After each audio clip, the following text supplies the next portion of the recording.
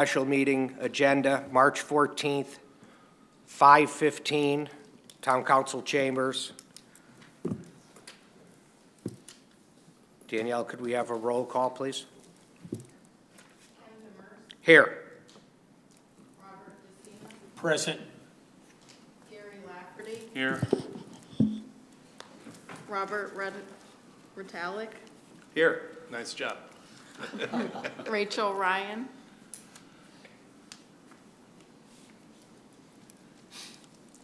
All right. Item 3, minutes. Approval of the minutes from February 14th, 2022 regular meeting. I'll make that motion to approve the minutes. Thanks, Rob. Thanks, Gare. Any questions, any corrections, anything needs to be changed? Any corrections, guys? Anything needs to be? Okay. Hearing none. All in favor? Aye. Minutes pass unanimously. Public participation. Can't imagine anybody, yeah. So nobody's out there, nobody's here. On to item 5, correspondence. Letter from Frost Bridge Associates dated February 1st, 2022. So in your packet tonight, there's 2 letters under correspondences. The first one is from Frost Bridge Associates, and it's putting the town on notice of tipping fee increase. This is for our bulk waste C&D material from the transfer station. And the second item, B, is a similar letter from Mira, Connecticut, which there's also an increase to our tipping fees for our MSW, municipal solid waste. And both of these letters are in there to be discussed with new business 7A when we get there. If you have any questions on that. Does anybody have any questions for Lou? No. I'm not sure it's under, you said you're going to bring it up under new business, you said? I don't think so. Oh, what's that? No? Actually, yes. Oh. Yeah. The only question I heard, I read articles in the paper, and there's other towns that go with different companies. You might speak into the Lou? Yeah. Yes, I will speak to it under new business 7A when we get there. Okay. Both A and B, Lou? What's that? Both A and B? Correct. Okay. So on to item 6, old business, Buckingham Ball Farm Road. This one, as reported last month, unless Paul has anything new, again, I'll remind you that we submitted a grant, FEMA hazardous mitigation grant, to hopefully, potentially provide relief to the residents there. I don't believe we've heard anything from them, but Paul. No, Mr. Chair, we haven't heard anything yet. Yeah, but it's still out there. It's out there. As soon as we hear something back, we'll report to the board, so we'll keep that on there until that time. Okay. Thank you. How about Turkey Brook, item B? Yep, Turkey Brook, as discussed last time, Highway's planning on doing some maintenance there. I did have a conversation with Mr. Grand Prix following last month's meeting. He did do a site visit, and he has some access points, if you will. He has a plan in mind to get there and do the maintenance and dredging that we need to do. What he's waiting for now is just weather to cooperate and for everything to dry out, and we hope to get there at some point in April or early May when the ground is firm enough to get the heavy equipment in and out of there. So it's on the schedule for the spring, and he has a plan in place, and he hopes to do it as soon as the weather cooperates. All right. Thank you. Any questions from anybody? No? All right. Item 7, new business.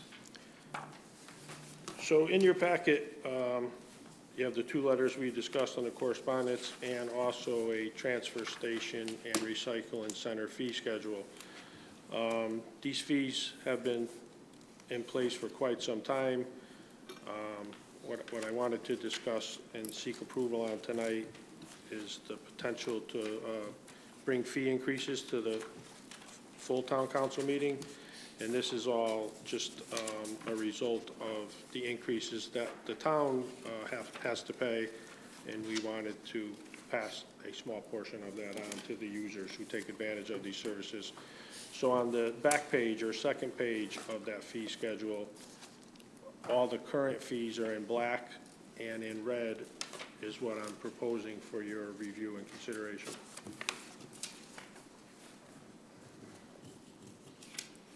So I guess I have a question for you. Yep. When does it come time that we tip the scale where it's too much money and people are dumping stuff on side roads versus going up and paying? Do we have any idea, like, are we in a good price range right here of charging people the right amount of money? I think it's fair. I think the increases are fair. Like, if you look somewhere in there, you know, pickup load full of roof and shingles, and we're proposing a $5 increase, you could easily have a ton plus of roof and shingles on a loaded pickup, which we're paying now $110 for. We're asking for, you know, an increase to 30, or it's still a fraction of it, but what it's doing is it's making the resident that's taking advantage of the service put a little more skin into the game. It's still being supplemented by the town at large. It's just asking the people that are taking advantage of it to pay a little more of their way, so to speak. I just don't want to get us to that point Yeah. where all of a sudden we're over and Lower Echo Lake Road turns into a dumping area again. And No, agree. And in fact, the truck tires, I believe, is the biggest item we need to address. We've been charging 10 for car tires and 15 for truck tires. We're paying $2,200 for a trailer load of truck tires, which we can fit, you know, 40 to 50 of them in there. So we're paying $50, approximately $50 per tire. Wow. And because we're only charging 15, we have residents, contractors coming in and bringing in truckloads of them because they know what they cost to get rid of elsewhere, and the taxpayers that aren't taking advantage of this are supplementing this. yeah, Yeah, so it's, Okay. I believe it's unjust, but, yeah. so I asked, you know, I wanted to bring it to your attention. If you all agree to move it forward, then I'll put it on the agenda for next week's full meeting. I got a question. I'll make that a motion that we, Well, unless I there's, think Gary has a quick question. I don't see anything on here, like, do they drop off like car batteries and stuff like that? Yeah, so the batteries and stuff, I mean, a lot of stuff we take for free, but there are special fees for, so car batteries are, first page, Was it on it? I didn't see that. under no charge. yeah, no No charge. Oh. Yeah. Most of the things, most of the debris that's generated at our, you know, residential use at home is covered, and there's an outlet to dispose of, you know, free or very economically, you know, cheap. It's some of the specialty items, and, you know, people figure out, contractors in the area figure out where they can get rid of it cheaply and where they can't, and they kind of gravitate towards one. Yeah. You know, mattresses were a hot issue for a while till the recycling law came into effect. I have just a quick question. When was the last time we increased the rates? Good question. So Mr. Case, our transfer station operator, has been here over 2 years, and he informed me that the tipping fees have gone up 3 to 4 times in that 2+ years, and they're going to continue to go up. Solid waste is a problem statewide. And in that time that we've incurred 3 to 4 increases, we've never adjusted the price. So we were probably paying $85 to $90 a ton when this fee schedule in black was incorporated, and that has gone up from, you know, $85 to $110. And solid waste went from 70 some odd dollars a couple years ago to 110. So, you know, we've kept it stable for as long as we could, and now, you know, the statewide solid waste is becoming an issue, So we know for at least 2 years we haven't raised it. at least. Yeah. Update on where Mira's gone, potential, Yeah. just getting that information. I don't know how much you know about Mira, but Mira has been in financial distress for quite some time, for years. And they may be out of business within the next 6 to 12 or 18 months, which then, you know, we're fortunate that we only control and collect a little, small portion of the waste stream in town. But, you know, it's gonna get carted out on rail cars out to western PA, West Virginia. And it's just gonna continue to go up. If we didn't accept tires, where would they take them? They'd have to find another spot. Again, you know, transfer stations, yeah, on the side of the road. But, responsible citizens would find another outlet. There are Yeah. private collectors in the area that charge a premium. At a much higher fee, Yeah. obviously. Yeah, so Frostbridge is charging 50 per tire, we're charging 15. And again, I think the premise or the intent behind any transfer station is to service the residents. We should be less concerned about commercial waste. Sure. And obviously, when you look at oversized truck tires, there's residents in town that own heavy equipment, but obviously they're doing some type of commercial waste. It's disturbing that people bring truckloads. Yeah. I mean, what do I go through? 8 tires every 10 years? I mean, where are they coming from? I mean, are businesses bringing them? Oh, absolutely. Absolutely. I don't think we're raising it enough. Well, Why don't you go to half of what they'd have to pay somewhere else, 25? I They're think- still gonna pay it, clearly. This fee that I recommended at least covers what we pay, so we're not taking. Oh, I thought it wasn't. I thought I No. misunderstood you. This would get us to about the break-even point, so Okay. that at least we're not at a loss. Okay, Yeah, all right, that makes sense. yep. Through the chair. Yeah, sure. Go ahead. Question along those lines, would residents be synonymous with businesses in town? Would residents be now? I guess they can be. I mean, all we require up there to buy a pass is that you show a license that you reside in town. So if they own a business that we're not aware of, yeah, they could be We bringing would in. want to benefit this person, whoever he may be, or she be, as a business owner in town, to encourage them to remain in town. Yeah. Thank you. All right. Go ahead, Gary. Yeah, you're talking about Murrah being in, financially strapped, you said. Now, I read articles in the paper where there's some surrounding towns now that are going with this other company. I think that instead of hauling to Hartford, they're going to Bristol. or Yeah, something. that was Covanta. Waterbury switched over 8 years ago when I was there. Mira lost a lot of customers over the last 7 to 8 to 10 years, which contributed to, they had financial difficulty prior to, but losing those customers certainly didn't help. They lost, minimum tonnage commitments. They lost revenue from producing electricity on the backside with less trash. So, yeah, there's a lot of reasons they're in trouble, and they were looking to the state to bail out, some $330 million to rehabilitate the plant, and the state said no. Yeah, so I don't know if it would be something, is that something that we should look into, going to that other company? Yeah. So we have to make a decision by March 31st of whether we're going to be withdrawing from our agreement with Mira. We're actually, Mr. Spina and I will be meeting with Attorney Paul Jessel on Thursday, I believe, to discuss our options. We have been in contact with other haulers to evaluate where we're at. So I anticipate by making a decision by the end of the month. All right. All right. So Lou, would you like us to make a motion to accept these increases?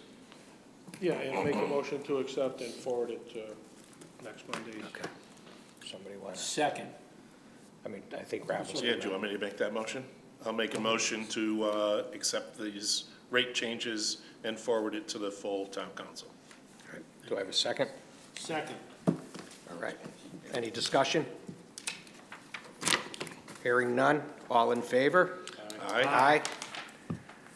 Passes unanimously.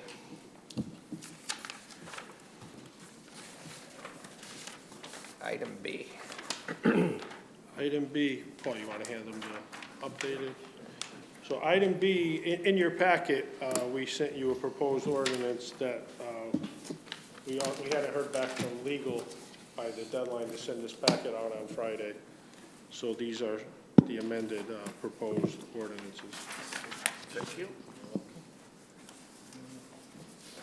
Thank you, Paul. Tim? Thanks, Paul.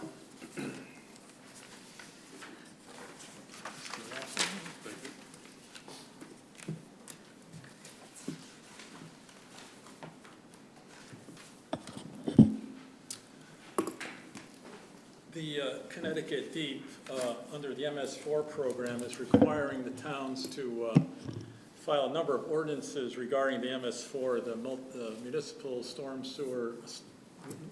separate storm sewer system. That's what MS4 is. And these are two of the ones they have to get in, actually been mandated to do these ordinances. The first one is illegal discharge and detection elimination under Chapter 26, Article 6. In the original packet, I had numbered this 26-4, but Attorney Jessel in his review, which he just completed this afternoon, numbered it 26, Article 6. And then Article 7, which was previously Article 5 in the packet, is the legal authority for MS4 post-construction requirements, which not, in the title, it implies it's after construction, but also mandates low-impact development practices, trying to eliminate impervious area and improve water quality, and not in just new, but in retrofitted or redeveloped sites like the old, I can't think the site downtown, Siemens, not Siemens, but Sealy. Sealy, yeah, okay.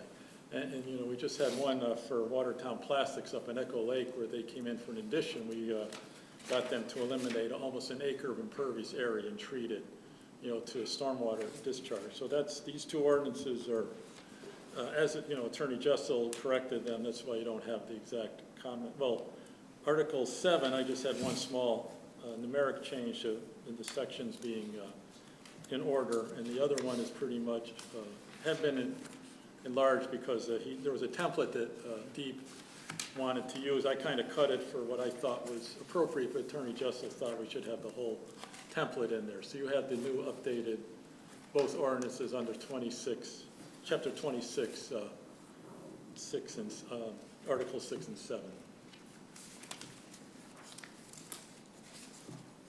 Through the chair. Yes, sir. I just read over the ordinance again, and I was able to do so a bit in the past several days. Regarding the enforcement of the provisions of this ordinance, what penal sanctions would there be if a contractor or his representative or a homeowner violated it? There's provisions for monitoring, also for penalties that can be, I guess, quite significant, could actually involve court. Not actually, I think it's jail time. I haven't reread this again, but there are certain, it's pretty serious at times. You can get, depending on the pollutants and the discharging amount and that. So.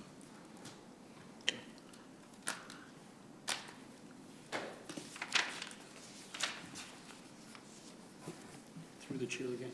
Sure. I may ask Mr. Punovich again, Paul? Yes, sir. Would a complaint be made by your office to the PD for possible enforcement action? Yes. Which was done in the past, and there Right. was a problem with that in the past, probably before you got involved with. Right. We're supposed to monitor it under the ordinance, but that's a good idea. We should add a wording about police,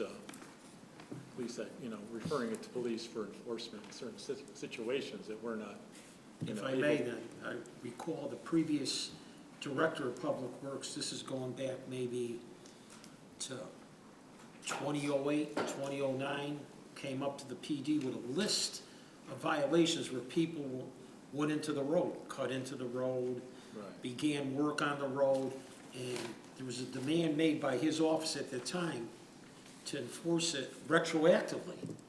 And the previous ordinance said for every violation, they would be fined $100 or less, or $100 or more a day. And two members of the department had to go to court. And the court said, you can't do it retroactive, this would have to be done by warrant.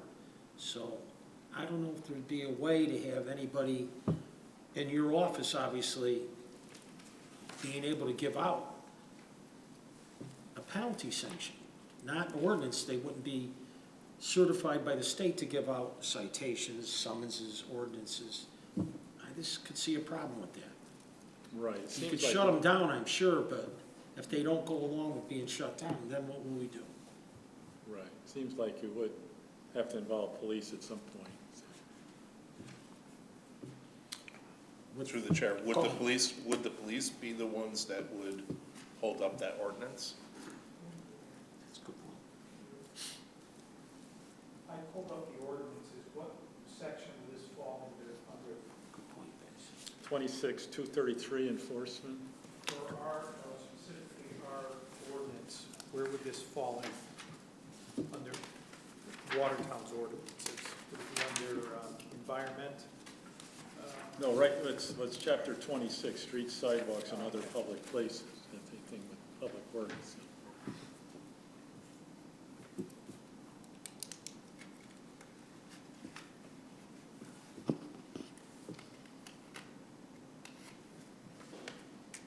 That's where Attorney Jessel thought it should go. And you're saying we go under, this is where that Article 6 and 7 come into play? Right, correct, under chapter 26, yeah. Sure. So, I'm just looking to see if there's to answer your question, it's already in the ordinance. I would. No, the PD wouldn't touch it. This I- was spelled out. There is no 6. So this is all new. Right, correct. Right, 26-253 says the Public Works Department shall administer, implement, and enforce the provisions of this ordinance. But without any structure behind them, how are they gonna enforce it? So we were gonna present this at the ordinance subcommittee meeting right after this meeting. So this obviously is not prepared, so we'll have to end it, address that, send it back to Attorney Jessel to add it, and then we have to bring it back to the subcommittee, once that is corrected. But I agree, we need to have some mechanism to enforce. Yep. Yeah.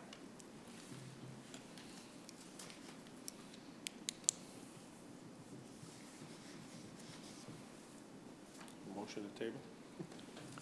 Yeah, we could. Is there any other questions? No. Paul, are you all set? Have you Yeah, gone? yeah, we need a little revision for that. All right. So, yeah, I'll need a motion to table item B under new business. I'll make that motion to table item B Thanks, Rob. under old business. Need a second? Second. Thanks, Herm. We're going to table this item till our next Public Works Subcommittee meeting. All in favor? Aye. Transfers? None.